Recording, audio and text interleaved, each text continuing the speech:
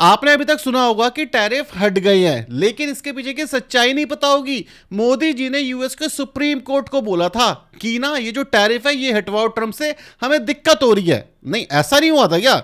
मतलब ये न्यूज वाले झूठ बोल रहे हैं? ठीक है, ठीक है, वापस आते हैं। अब बात करते हैं इंडिया पे कितने परसेंट टैरिफ लगेंगे ये टैरिफ हटने के बाद, और इंडिया का क्या रिस्पॉन्स होगा ये जो प्रेसिडेंट डोनाल्ड ट्रंप के टैरिफ हटे इसको लेकर के। ऐसा क्वेश्चन पूछा जा रहा है भाई, इंडिया का क्या रिस्पॉन्स होगा? क्या इंडिया अपनी ट्रेड डील से पीछे हट जाएगा? सारे लोगों को तो यही लग रहा है। पहली चीज भाई सिंपल बता दूं हुआ क्या है, और ट्रेड डील तो हमारी हुई नहीं थी, जैसे मैंने आपको 3-4 बार पहले बताया। एक फ्रेमवर्क डिसाइड हुआ था, उसके बाद ट्रेड डील होती, उसके बाद सिग्नेचर पढ़ते, उसके बाद वो ऑफिशियल होता। तो ये चीज तो अभी इंडिया के कॉन्टेक्स्ट में नहीं हुई थी, ठीक है। अब इसके बाद बेसिकली हुआ क्या इस समय पे, इन शॉर्ट सुप्रीम कोर्ट ने बोला कि जिस धारा के अंदर आपने ये टैरिफ लगाए थे ये सही नहीं है। एज अ प्रेसिडेंट आप ये चीज नहीं कर सकते, आप अपने टैरिफ हटा दो। थोड़े देर बाद जो ट्रंप आता है वो कहता है एक काम करो 10% दोबारा मैं टैरिफ पूरी दुनिया के ऊपर लगाता हूं। सुप्रीम कोर्ट ने बोला कि भाई हमने तो मना किया था। ट्रंप ने बोला भाई मैंने तो जो धारा लगाई है वही दूसरी लगा दी है। तो अब लोग कंफ्यूज हो गए कि भाई हुआ क्या है।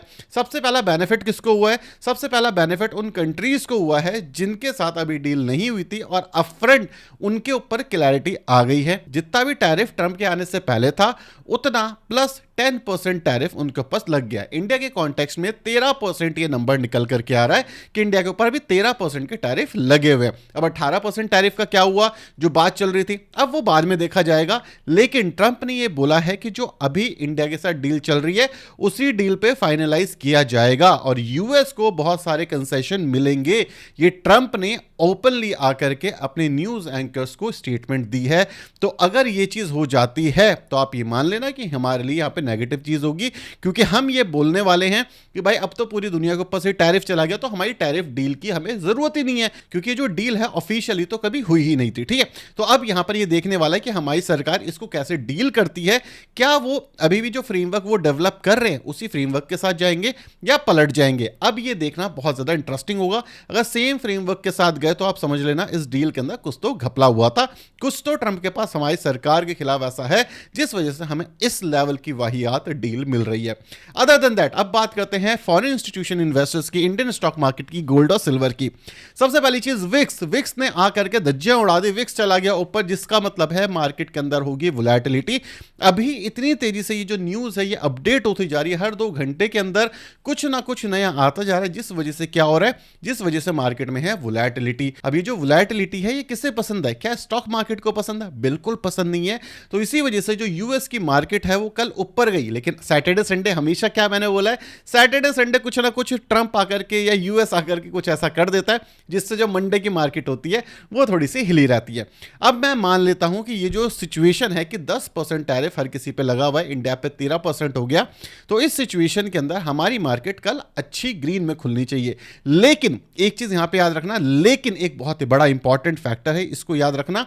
वो लेकिन क्या है? वो लेकिन ये है कि आने वाले टाइम पे ये डील कैसे फिगर आउट होती है। क्या जो 18% वाली डील है ये हमें मिली रहेगी या फिर नहीं मिली रहेगी? सो अगर आप ये सोचो कि मंडे को बाजार में एक बहुत अच्छा जंप में देखने को मिल जाएगा और अब तो मैं जाकर के खरीद लूंगा, बिल्कुल भी नहीं। ये वोलेटिलिटी वाली मार्केट है, यहाँ पे आज कुछ होगा, परसों कुछ होगा, नरसों कुछ और हो जाएगा। तो आपका एक सिंपल सा काम होना चाहिए, जो मेरा काम है, आपकी मर्जी, आप करना चाहो तो करो, नहीं करना चाहो तो मत करो। आराम से बैठो और देखो क्या मजाक चल रहा है पूरी पूरी दुनिया के अंदर। जो हमारी नॉर्मल SIP है हमें वो करनी है। जो हमारे टैरिफ से इंपैक्टेड एरियाज नहीं है हमें वहां पर इन्वेस्ट करना, जैसे कि बैंक्स हो गए हमारे लिए, कंज्यूमर हो गए हमारे लिए। अगर यहां पे कुछ अच्छी अपॉर्चुनिटी मिल जाती है, जैसे मैं बैंक्स और मेटल्स को लेकर के थोड़ा बुलिश हूं, तो मैं यहां पर बाय करता रहूंगा।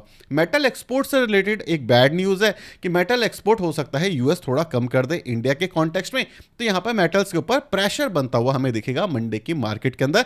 लेकिन नेट दुनिया में इतनी डिमांड है, यूएस नहीं भी लेगा तो कोई और हमसे मेटल ले लेगा, और यूएस इतना मेटल लेता भी नहीं है, मतलब लेता है बट ऐसा कुछ नहीं है। ये जो टैरिफ लगा था उसके बाद वैसे भी डाइवर्सिफिकेशन ऑलरेडी हो चुकी है। अदर देन दैट विक्स हमें ये समझा रहा है कि मार्केट में वोलेटिलिटी अगले कुछ टाइम तक रहेगी। पहली चीज विक्स क्या होती है?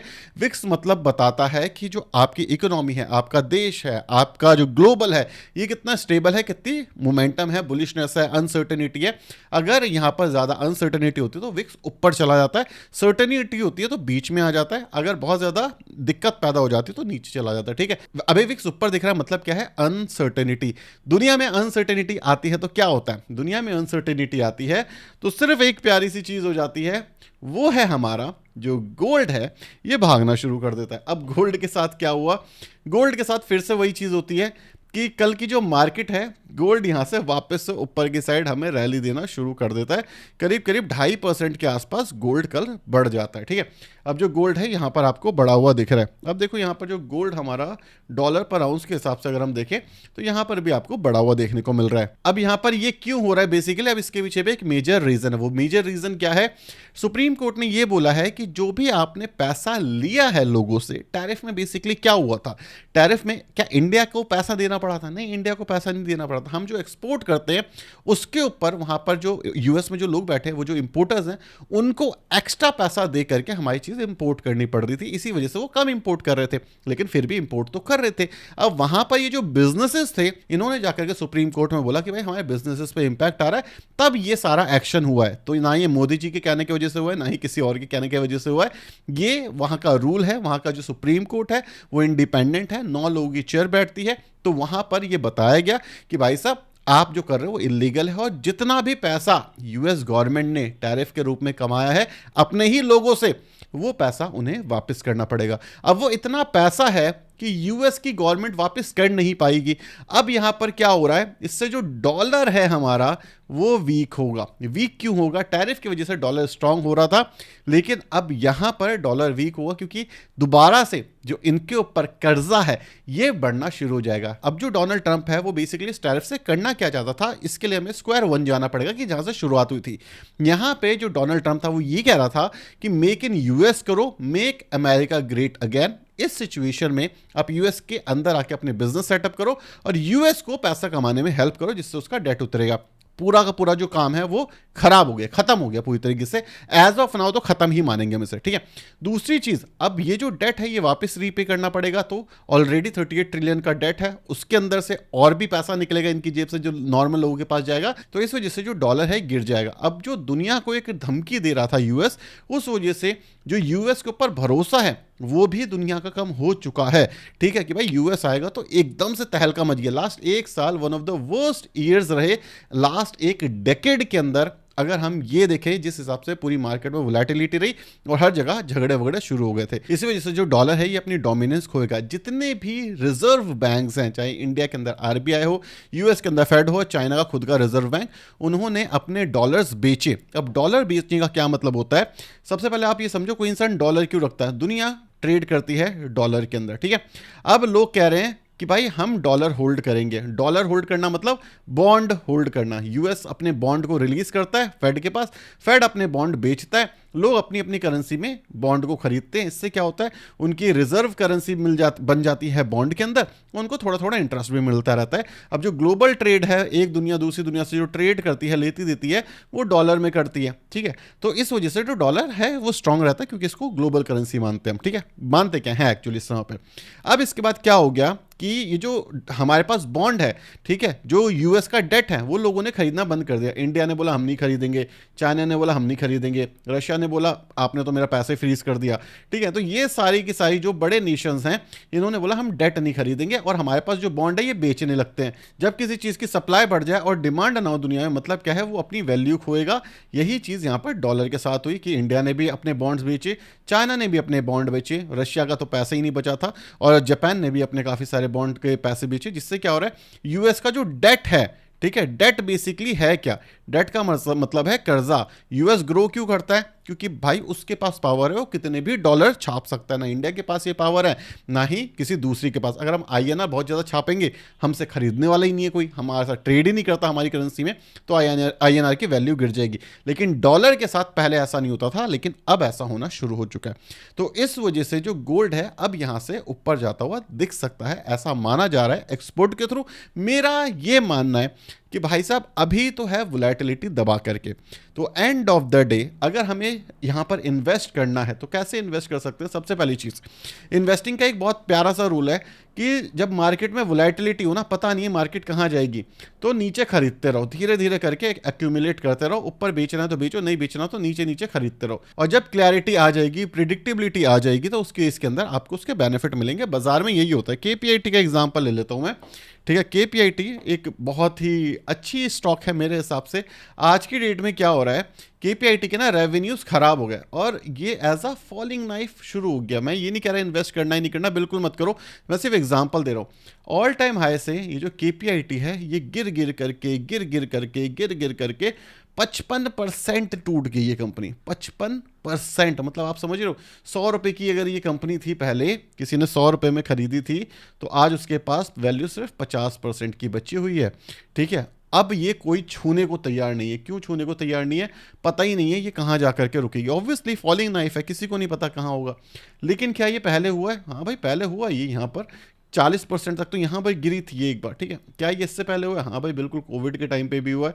यहाँ पे ये कंपनी 65% तक गिर गई थी, मतलब मैक्सिमम अभी तक 65% के आसपास ये कंपनी गिरी है। अगर कोई इन्वेस्टर जिगर वाला है ना, क्योंकि जब मार्केट में अनसर्टेनिटी है, दुनिया तबाह हो रही है, कोई जिगर वाला इन्वेस्टर कहता है कि भाई केपीआईटी 60% गिर गई है, बिजनेस इतना भी बुरा नहीं कि 60% के बाद और यहाँ से भी 50% गिर जाए, मतलब ओवरऑल यहाँ पे करीब 80% का फॉल आ जाए। तो इस सिचुएशन में अगर वो धीरे धीरे खरीदता है, और मैं ये अज्यूम कर रहा हूँ, कोई भी बाइंग और सेलिंग रिकमेंडेशन नहीं है, कि यहाँ पे जो बिजनेस है ना वो अगले 1 से 2 साल के अंदर सही हो जाता है भाई। क्योंकि बिजनेस खराब होता है या रेवेन्यू में इशू आता है तो 1 से 2 साल रखते हैं सर टर्न अराउंड करने में। तो अब जो इन्वेस्टर यहाँ पे इसके बुरे टाइम पे खरीद रहा है, वो जो टर्न अराउंड होगा, सोचिए यहाँ पे जब जिसने इन्वेस्ट किया होगा, जब टर्न अराउंड होगा तो उसको क्या गेन्स देखने को मिलेंगे, उसको उसके बाद सिर्फ गेन्स देखने को मिले थे अराउंड 3% के आसपास जब टर्न अराउंड हुआ। लेकिन यहाँ पर खरीदने की हिम्मत किसकी है? ऑलमोस्ट 90-95% लोगों की नहीं है। तो इसी वजह से ये जो गेन्स हमें देखने को मिलते हैं, ये जो अपर साइड हमें देखने को मिलता है, ये पॉसिबल ज़्यादातर लोगों के लिए नहीं होता। जब यहाँ पर भी ये स्टॉक गिर रहा होगा, ये मैं स्टॉक का एग्जांपल दे रहा हूँ, आप पूरी मार्केट पे ये चीज़ लगा सकते हो, जब ये यहाँ पर गिर रहा होगा तो लोगों को लग रहा हो कि भाई ये तबाह हो गया, ये वापस नहीं आएगा, वापस रिकवर नहीं कर पाएगा। ये चीज़ आज इसके साथ हो रही है। एक और एग्जांपल देता हूँ, डिक्सन टेक की बात कर लेते हैं। इसके ऊपर भी बहुत गंदी बैड न्यूज़ आ रही है। ठीक है, बहुत ही गंदी बैड न्यूज़ हमें इस समय पर देखने को मिल रही है। लेकिन उसके बाद आप देखोगे कहाँ से कहाँ तक गिर गया, फिर छोटी सी रिकवरी दिखाई इसने, फिर वापस से गिरना शुरू कर रहा है। ठीक है, तो ओवरऑल अगर आप ये देख रहे हो, जब बाजार में अनसर्टेनिटी है और तब आप जा करके अपने इन्वेस्ट करते हो पैसे उस जगह पे जहाँ पे आपको बिलीव होता है, आपके पास टाइम पीरियड है 2-3 साल 5 साल का, वो बिजनेस भी रिकवर करता है, तो अपसाइड जो होता है वो काफ़ी लंबा होता है। लेकिन वहीं पर अगर आप सर्टेनिटी का वेट करोगे और बैठे रहोगे कि भाई मार्केट यहाँ से 10% ऊपर चली जाए, उसके बाद मैं इन्वेस्ट करूँगा, तो आपका अपर साइड काफ़ी ज़्यादा लिमिट हो जाता है। तो ये क्या होगा क्या नहीं होगा, इससे कोई फर्क नहीं पड़ता। ना मंडे को बहुत ज्यादा बुलिश होना है, ना मंडे को बहुत ज्यादा बेरिश होना है, सिर्फ और सिर्फ इन्वेस्टिंग करनी है धीरे धीरे एसआईपी फॉर्मेट में, क्योंकि क्लैरिटी नहीं है। हर दिन कुछ ना कुछ नया आएगा। आज मार्केट अच्छी रही, कल मार्केट गिर जाएगी।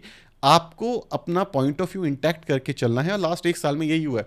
अगर आप अपना पॉइंट ऑफ व्यू इंटैक्ट करके चलोगे, हर वीडियो के लास्ट में से मैं एक चीज़ बोलता हूँ कि भाई धीरे धीरे इन्वेस्ट करते रहो। जैसे मैंने लास्ट टाइम जो कोट बोली थी, लोगों ने बोला कि ये अली बाबा के जो ओनर हैं जैक मा, उनकी थी कि आज जिंदगी हार्ड है, कल हार्डर होगी और उसके बाद ब्यूटीफुल है। ठीक है, तो यहाँ पर भी सेम ही चीज़ होती है स्टॉक मार्केट में। आज जिंदगी हार्ड है, ठीक है, कल हार्डर होगी और उसके बाद जब टर्न अराउंड होगी तो फिर जिंदगी ब्यूटीफुल होगी। तो वो ब्यूटीफुल डे देखने के लिए आपको जिंदा रहना पड़ेगा। 90% लोग वहीं पे हार्डर वाले डे खत्म हो जाते हैं। तो डिपेंड आपको करता है कि क्या आप सर्वाइव कर पाओगे इस पूरी वोलेटिलिटी को। मुझे कमेंट सेक्शन में जरूर बताना आपका क्या पॉइंट ऑफ व्यू है, और मंडे के लिए आपका क्या पॉइंट ऑफ व्यू है कि बाजार में क्या होगा। Thank you so much for watching this video. Bye bye.